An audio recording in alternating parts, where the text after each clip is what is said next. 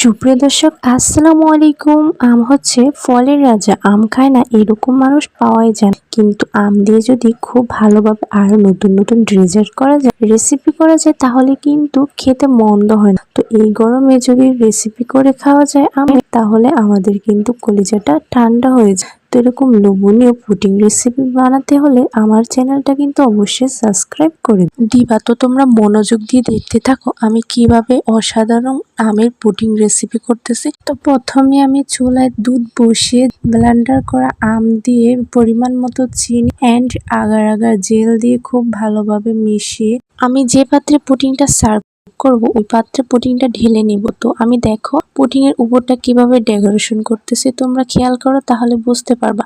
তো এই গরমের দিনে কিন্তু তোমরা অবশ্যই এরকম পুডিংটা বানিয়ে ট্রাই করবে, কেননা এরকম পুডিং একবার খেলে প্রতিদিন বানাতে ইচ্ছে করবে। অনেকটাই মজার রেসিপি।